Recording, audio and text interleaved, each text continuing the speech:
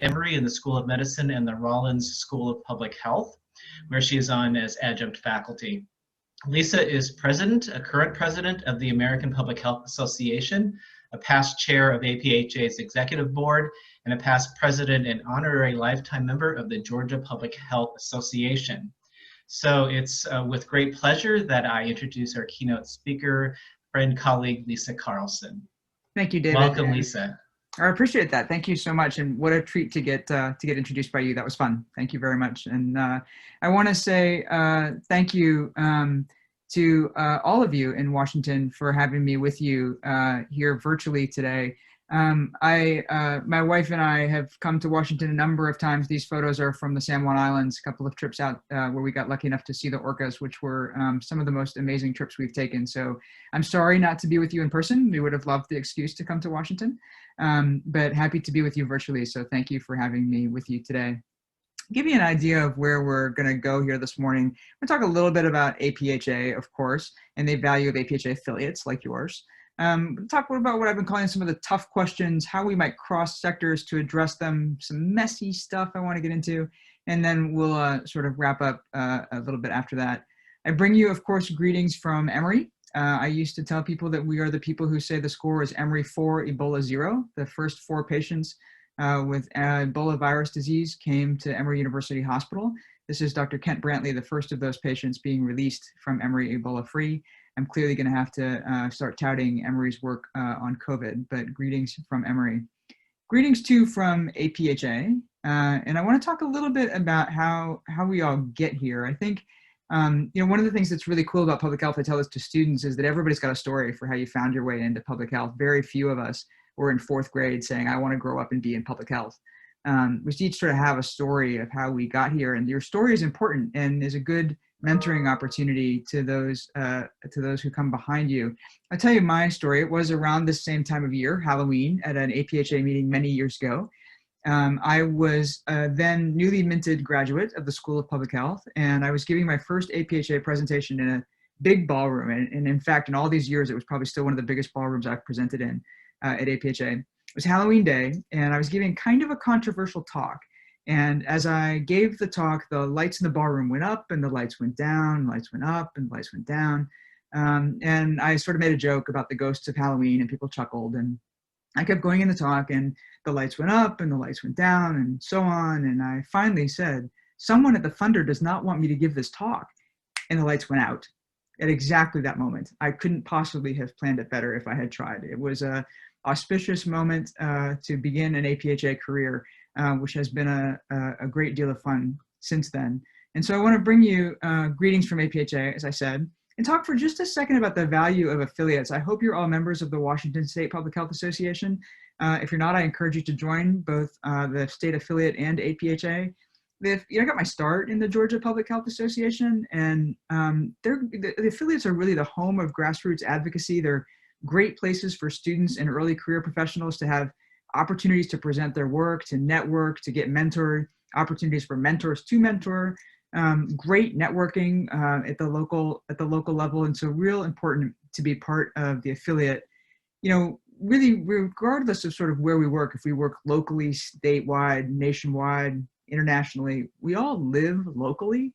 And so the power of our affiliates to bring grassroots advocacy to the public health in our own homes and our own neighborhoods is really powerful. And so I think that this is our greatest strength, really, is the way we can take the grassroots advocacy of our affiliates, marry it to the content expertise of our sections at the national level, and make us the best advocates we can be. There's always a need for advocacy in public health, but clearly no more than right now. So thank you for being part of your affiliate if you're a member, and if you're not a member, this is a great day to join.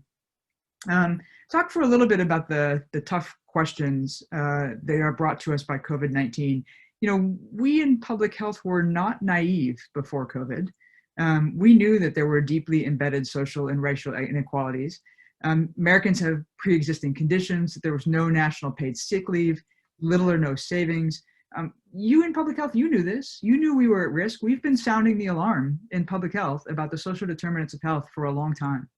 And we know that place matters. There are huge geographic disparities in life expectancy at the county level. And so there are studies that look at the variation in life expectancy just from one neighborhood to the next. In Boston, they studied from one T-stop to the next, which is not very far apart. The gap between the richest and poorest American counties is 20 years of life expectancy. And it's not just the life expectancy, but the healthy years of life. And so what that means really is that your zip code is a stronger determinant of your health than your genetic code. And it really shouldn't be that way, right? Except that it is because of these social determinants, because your zip code determines the quality of your access to schools, jobs, housing, grocery stores, community spaces, and to green space. And I want to talk, it may not seem obvious, but I want to talk for just a second about green space, because this is something I've been talking about a lot this year. It's something that's very important to me. One of the things I think quite strongly is that trees really are part of the public health team. The picture there is from my wife and I visiting Vancouver Island, and we went there to see the trees. I suppose this makes me a tree tourist. I'm okay with that moniker.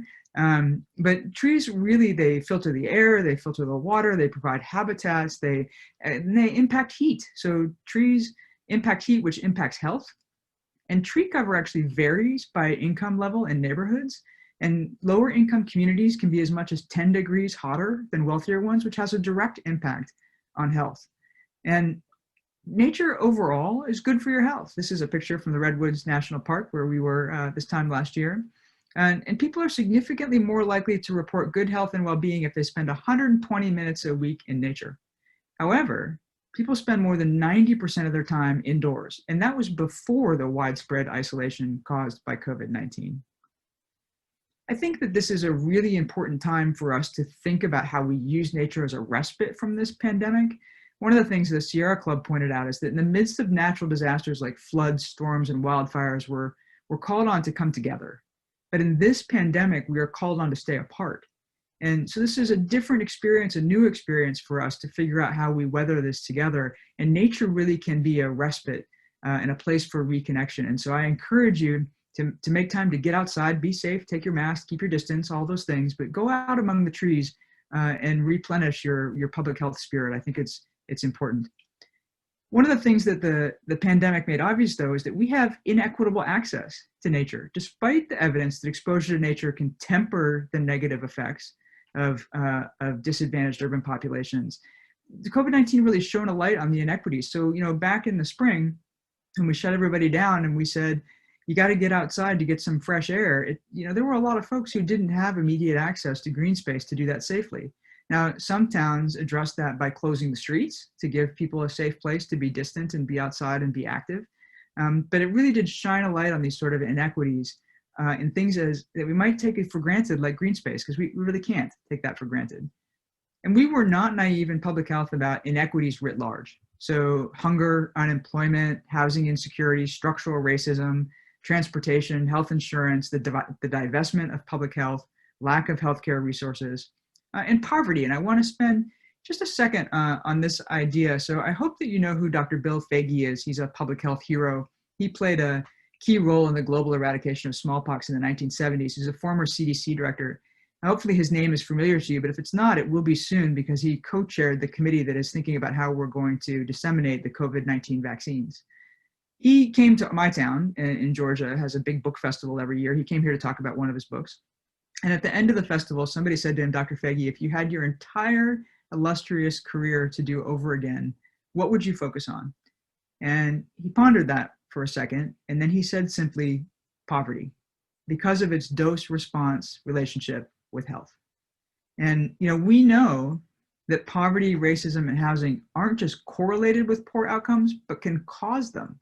And these realities really laid bare by COVID are harder to ignore in the pandemic, really magnified by the pandemic, and worsened by the devaluing of science that we've been seeing and the politicization of the pandemic. I want to talk about that for just a second. Dr. Anthony Fauci made this comment about this phenomenon we've had of there being threats to public health professionals. And he said, I wouldn't have imagined in my wildest dreams that people who object to things that are pure public health principles are so set against it and don't like what you and I say, namely in the word of science, that they actually threaten you. I mean, to me, that's just strange. The sign here is from our neighborhood. Signs went up about masks saying they show that you care, and it's not a political issue. And so here in Georgia, some of you logged on early, you might have heard me saying to David, here in Georgia, masks are a very political issue, which is a challenging place for us to be in public health. We need to get past all of that because we need to come together. We need to be thinking about, this sign here for kindness, hope, and positivity. That's what we should be figuring out, how we pass to each other, because what lies ahead is the distribution of COVID-19 vaccines, which is going to be the greatest public health effort of our generation. That's going to be hard work. And so we're going to have to figure out how we get past some of this politicization to come together to figure out how to accomplish this.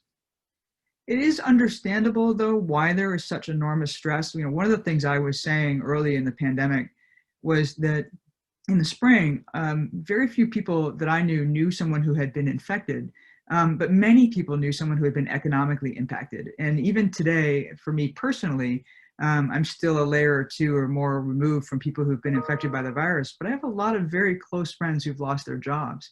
And we know that unemployment directly impacts physical and mental health. The other thing is that we're really not experiencing these risks equally. So when we told people, you should work from home, you should stock up on 2 weeks of food, you should avoid public transportation, shelter in place, the reality was that a lot of people couldn't do those things. Not everybody has the option to work from home, as no doubt you understand. Many people don't have the resources to stock up on 2 weeks of food or to avoid public transportation.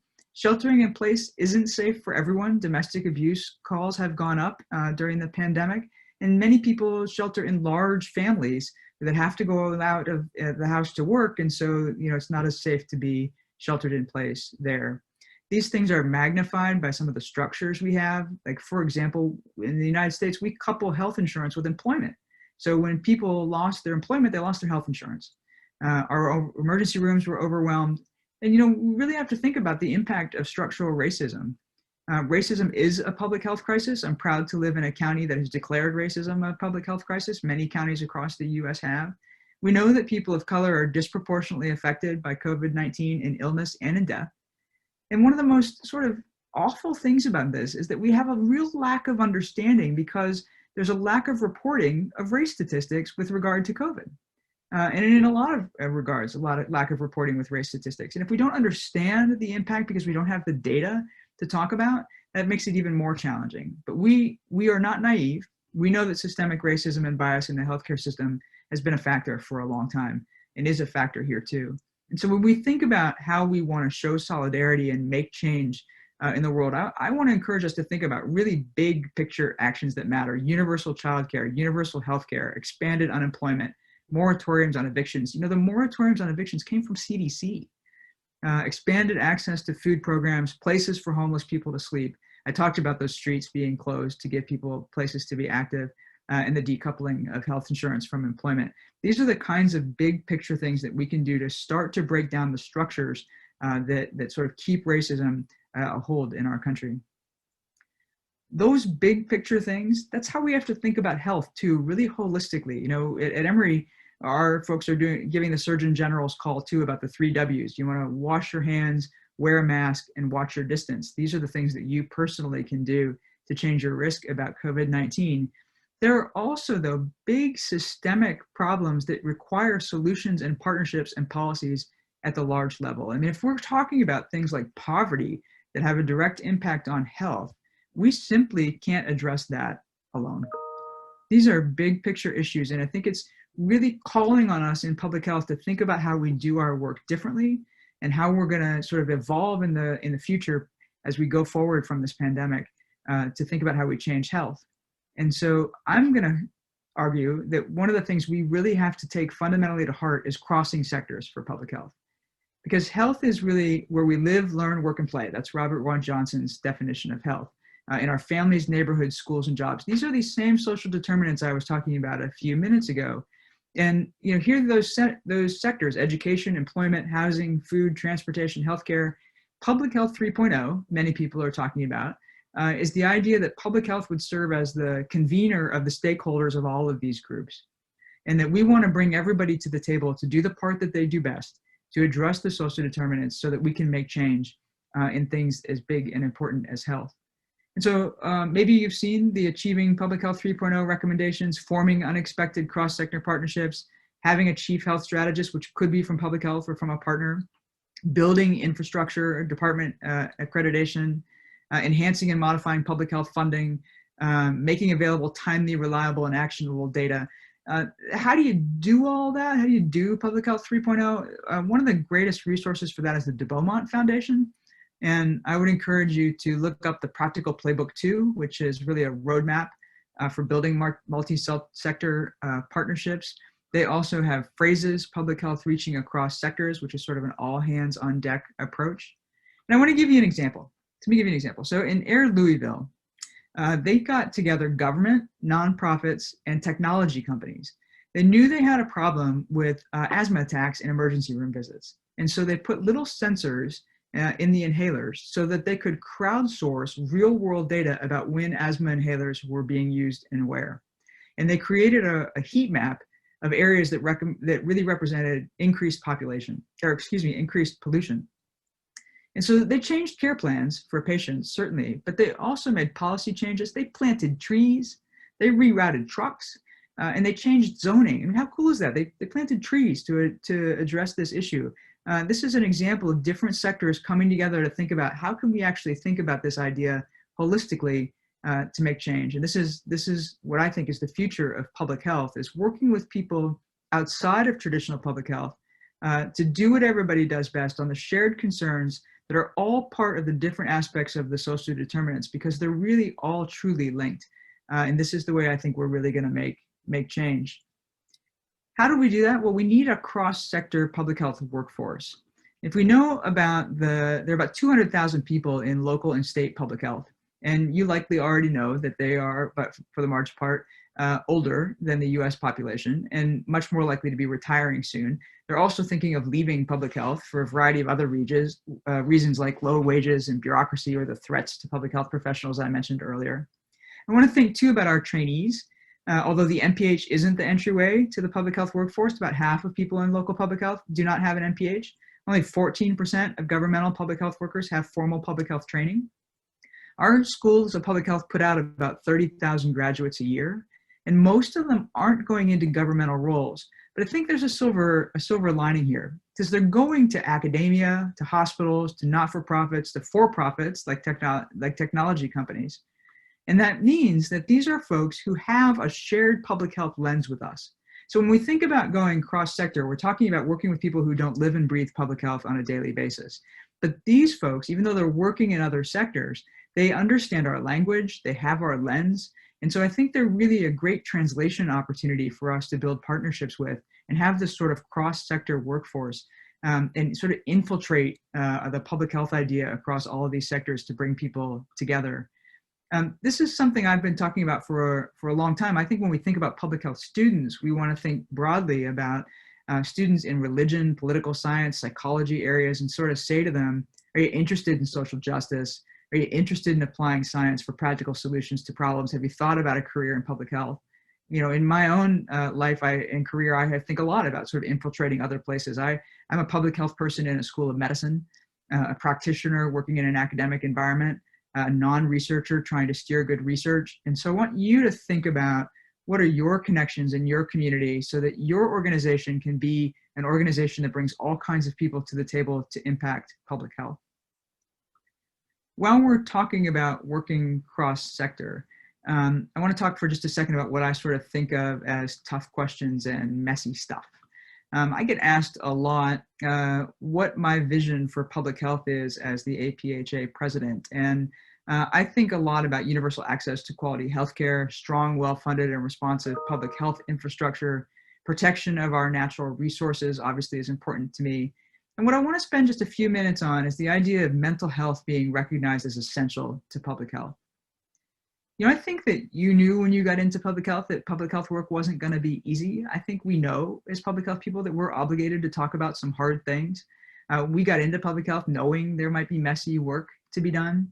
Public health hero Alan Hinman, who happens also to be an APHA leader and my father-in-law, was having a conversation with his students one day about trigger warnings. And he paused in that conversation, and he thought about it for a second, and he said to them, I think a career in public health ought to come with a trigger warning. I mean, it's difficult work to work in public health. And so I don't want us to shy away from some of the hard things. One of which I think is that there really is no health without mental health. The median years of potential life lost in one study was 10 years due to mental illness. 14% of deaths worldwide, which is about 8 million people a year, are attributable to mental disorders. It was about a half a century ago when people understood that without mental health, there could be no true physical health. And we have real strong evidence today about the bidirectionality between mental health and physical health outcomes. We know that the mind and the body are inextricably linked. It's still, however, a very highly stigmatized health concern in mental health. So if you told someone you had a physical health diagnosis like cancer, you might get sympathy for that. But you might be afraid that if you told someone you had a mental health diagnosis, that it would elicit judgment, fear, or avoidance. And so about 80% of workers say that they don't seek treatment because they're afraid of the stigma of mental health. Yet, most of us probably know someone who struggled. In an average year, 1 in 5 US adults struggles with poor mental health. And this is by and largely, we're talking about anxiety disorders and major depression. So certainly there are severe problems like bipolar disorder or schizophrenia. And I think what we're talking about here, though, on the large scale is largely anxiety and depression, and it impacts a lot of people. And when we add to that substance abuse disorders, that's about 15% of US adults. And that number is on par with the number of people who have diabetes. Its incidence is about 1.5 times the annual prevalence of all cancers combined. And if you think about taking all of those people and extrapolating to their communities, their families, and society, we're talking about a huge impact of mental health, or poor mental health, in an average year. And this is not an average year. So I think in the COVID-19 pandemic, I think everybody knows someone who's struggling with their mental health if they aren't struggling themselves. About half of Americans say the pandemic is harming their mental health. Calls to crisis hotlines in the spring went up about 1,000%. So people are acknowledging that this is a difficult time. And I want to acknowledge too that this is hard for you as a public health person, I bet, right? I mean, I don't know if you know this article. It's a great one to look up if you don't. It's called "The Pandemic Experts Are Not Okay." We as public health people, we're exhausted, and there are good reasons to explain that, right? We've been making the same recommendations for months now, shouting evidence-based advice into a political void. Maybe you aren't being asked to speak to the media, but some armchair experts from other fields are being quoted about public health expertise. We've been working under a nationally disjointed response, many missed opportunities. We talked a little bit about the wrath of a nation on the edge, the multiple crises around racism and acknowledging racism and the pandemic at the same time. And these are things that sort of make your batteries run out, right? And so it's not just that this is the sort of thing we're talking about as a community, a worldwide community that's dealing with a pandemic, but also very personally how we're dealing with being the people who are on the front lines of that pandemic. I'm passionate about mental health because, like a lot of other people, I have family experience with mental health challenges and the inequity of our system and the stigma that unfortunately and unjustly surrounds mental health issues. I think people are allowed to struggle with their mental health, and I think should have permission to do that, especially right now. We in public health, though, as public health professionals, we should be passionate about about mental health professionally, because the hard things are all interconnected. So unhealthy environments, poverty that we've talked about, violence and suicide, substance abuse, these all have places in which they touch mental health. These are all interconnected things that we should care about in public health and do care about, and therefore should be caring about mental health too. I mentioned that health is a product of the context in which we live. That's really both mental and physical health. So if we think about this, not just at the person level of mental health, but at a community's level of mental health, we know that we have direct impact from some of our structures on a community level of stress. For example, we have structures that generate income inequality. So when we raise the minimum wage by $1 an hour, we get a 3 to 6% drop in the suicide rate. We know that when we close a car plant in a town, there's a rise in opioid deaths. These things are known to be related. And so you can think about the things that help communities to be resilient, strengthening community networks, investing in social capital, having spaces to recreate, in a community. These are things that really help communities be strong. Community stress, if there's a layoff at a major town's employer, the close the only market, the food market in a neighborhood, impending tornadoes are certainly an issue. And of course, global pandemics are an issue. And if you think about some of these physical challenges of COVID-19 really have a mental health toll. So, which supply shortage do you want to talk about this week, right? Which thing is it hard to get a hold of? We know we have poor infrastructure that we've laid bare in this process. People are worried about getting sick themselves or other people that they care about getting sick and the life-threatening nature of that. We've talked a little bit about the economic stress. There's a lot of unknown. I've been in a lot of conversations this week. Emory had initially said we'd come back to campus in January. People are really questioning whether we're going to go back to campus in January. There's a lot of unknown about how long this is going to go on and what our disrupted routines are going to look like over the long haul. And when you take all of that together, there's a real grief that comes from that. And so all of those sort of physical ideas really have a mental health toll. This is a really critical time for us to acknowledge the impact of mental health broadly. Every time we talk about COVID-19, we should be talking about mental health. And I think that's true every time we talk about public health. We should be talking about mental health, not just in a global pandemic. Because mental and physical health are positively and negatively impacted by the same factors. The same factors are involved in creating the context that makes people healthy. So here are these same lists again: education, employment, food, nature, housing, transportation, healthcare.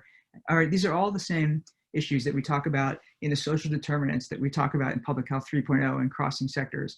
And they all impact mental and physical health alike, right? So the same factors, the same social determinants are the concerns of mental and physical health alike. This is public health. And I think public health is actually the right group to bring everybody to the table to address these big picture issues, including mental health. I think this is our lane. And so my challenge to you is to cross sectors, to bring partners to the table, to think outside the box of traditional public health, and to include in that mental health as an essential piece of public health. I really want to encourage you to think broadly about that.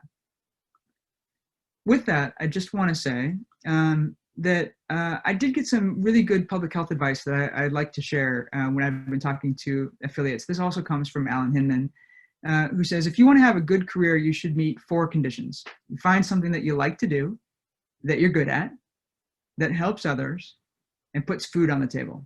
And if you want to have a great career, you add a 5th condition, which is to work with people you like. And to that end, I want to say thank you to each of you for your hospitality today. I really appreciate the invitation to be with you virtually. I'm glad that you had a meeting that I could join. And I also want to invite you, if you are interested in continuing this conversation, I think we have some time intentionally today for Q&A, but also to engage with me on Twitter at Carlson Lisa M if you're interested in continuing this conversation about all of these kinds of issues. So with that, I'll give it back to you, David. Thank you, Lisa. That was a wonderful talk. It was very inspiring, and I think you hit a lot of the points we probably are all thinking about as we kind of go through our days, either whether we're, at home or in our jobs, if we can go out, etc. But there are a couple of questions that definitely have come in, and we'll pose them to you. I'm going to start with one here that you sort of talked about the technology, and the question was, how could a universal internet access or a system of hotspots in communities without that impact public health, education, and employment, etc.? Yeah, another example of a really important inequity that has been so apparent during this pandemic. I mean, if we think about our kids trying to go to do remote learning, I assume it's true in other places too. It's certainly true in Georgia that we've got folks who go and park their cars in the parking lots of libraries so that they have hotspot access to do internet access to be able to do schooling. That's appalling, right? That this is how we have to make this work. And if we're thinking not just about how kids go to school, but how we get public health education out to people, this vaccine, when the COVID-19 vaccines come, there are going to be multiple vaccines at multiple times with multiple properties. This is going to be a lot of public education that we're going to need to do.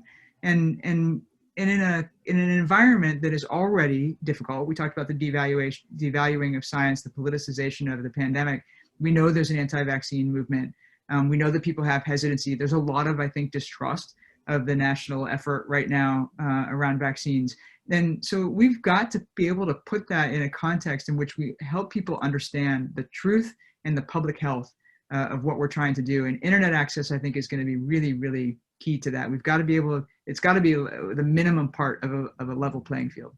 Yeah, and I might just add, you're right. It's like, how are we preparing ourselves right now as public health practitioners, whatever our role is, to translate that message, right? Because the internet is only the sort of the transport system, if you will, right? The medium, sure. The medium, correct. So it's something for us to all be thinking about is when that is available, how are we going to translate the value and the need to get immunized effectively, right? And that we somehow can sort of help shift the depoliticalization of that away, right? Yeah. So thank you so much. Great. So another question came in here was if you, what kind of advice would you have for bridging the political divide so that we can kind of work together to improve the health of our communities?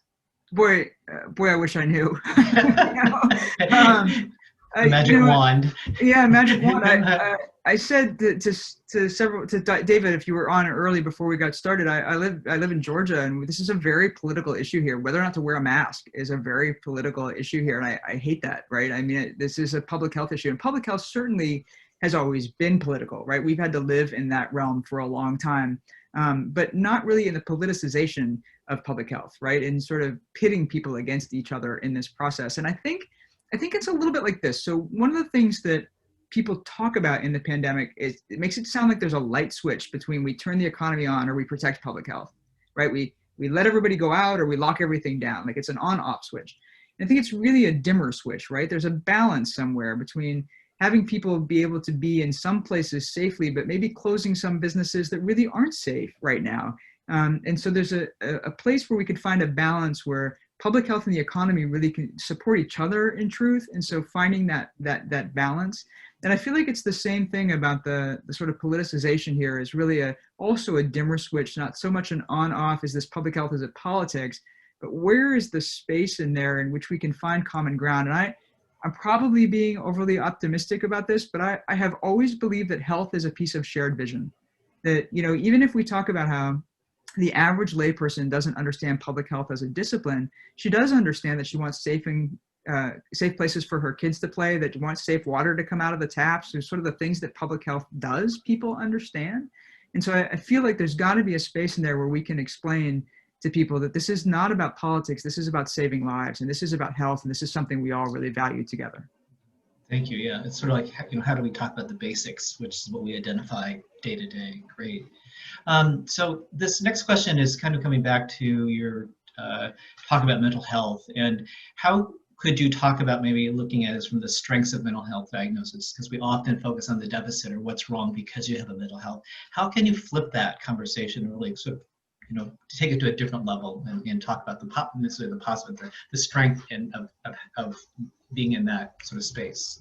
That's a really good question. I think there's a lot more conversation publicly about mental health than there used to be. I've been much more aware of it, obviously, this year where I've been spending so much time talking about it, but the number of public figures who have come out to share their stories about struggling with poor mental health. I think one of the things we can be talking about this year is resiliency too. So, you know, what are the things that are helping keep you resilient in this process? And how are we doing that at an individual level in our families, in our communities? How are we doing that as public health professionals and for our colleagues and for our teams? How are we doing that writ large? You know, the very basic things, you know, David talked about the basics, the very basic things of getting enough sleep, eating good food, drinking enough water, getting exercise, going out among the trees, taking breaks from the news. I mean, these are things that are important at a basic human level right now to build that resiliency so that you can also then keep an eye out for your colleagues and for your teammates and sort of say, hey, I think maybe you need a break, or when was the last time you got off Zoom for an hour, right? And so I think thinking a little bit about how we flip it to let me help you be resilient right now would really be salient for people. Thank you. So one other question here so far is that, so how can we actually address that inequities that COVID has illuminated in this current climate. The person is saying, you know, public health is on the front lines of case investigation and often is unavailable to do their quote unquote regular work of addressing inequities. So, you know, there's this balance, right? There's the COVID, the pandemic, but there's other, as you were talking about, other important work to do. Yeah, you know, we have this cycle. I'm not telling you anything new. We have a cycle where we get public health funding because there's a crisis, and we address the crisis, and so things look like they're sort of back to normal, and people take the funding away. And then there's a crisis, and they're upset that we're not prepared or we're not getting everything done, and then they give us money, and then they take the money away, right? I mean, we know this cycle, right?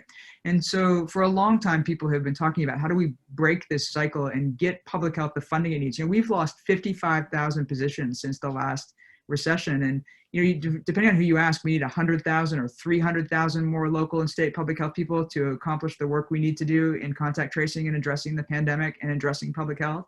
That takes a lot of money, right? And so, you know, I was talking to Oregon yesterday, the Oregon affiliate, and they asked me about breaking down the silos. Our public health funding is very siloed, right? And so I'm talking to you about how do we have cross-sector partnerships? Well, that means different models of funding.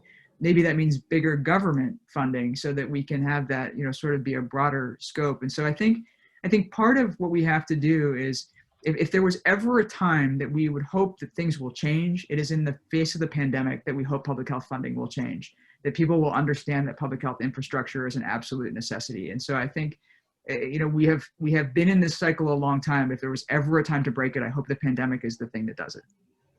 Thank you. So I know we have a couple more minutes for questions. So here's one: is how do you think the field of public health, especially at local government, can diversify our workforce? And I might just tag on a little bit to the question of workforce. And thank you for that question, Haley.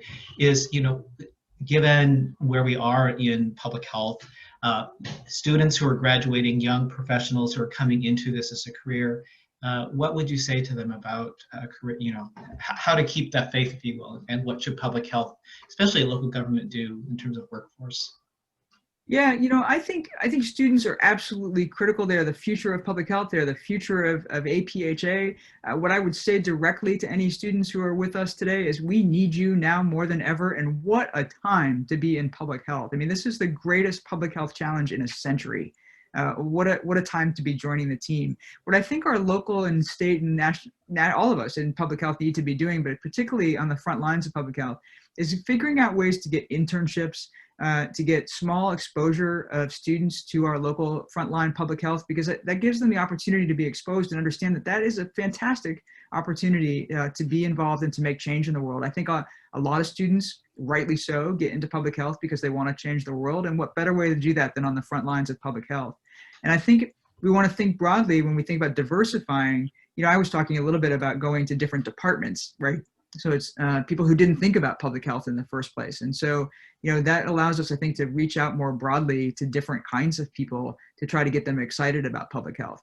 Most of us didn't have a fourth grade plan to grow up and be in public health. And so I think that's an opportunity for us to reach out to any array of people to try to get them excited about working with us and to expose them to the great work that we do. Really important to think broadly and cross-sectorally about our students too.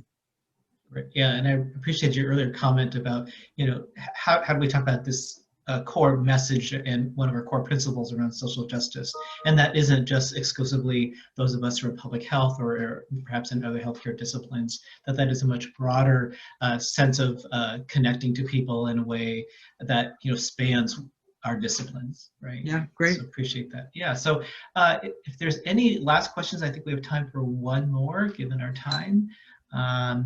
If anybody has any. I'm not seeing we have any 1 last, second left, yeah. David, let me just make one more comment if I may. Yes, just to say thank you. You know, I don't know if you're hearing it often enough. I suspect not. So let me just say thank you. We see you, I see you. This is really, really hard work. Public health is hard work usually, and this is really, really hard work. So thank you so much for what you're doing. Keep fighting the good fight. Great. Well, thank you so much, Lisa, for your time and coming to us from Georgia. Hope things go well for you. And thank you all for joining our keynote speaker. And we will end the session. And I know the next sessions for you will begin. Thank you and have a great day. Yes, thank you, everybody. It's all set up. We've got the technologies figured out. And so go forth and enjoy the breakouts. Thank you all.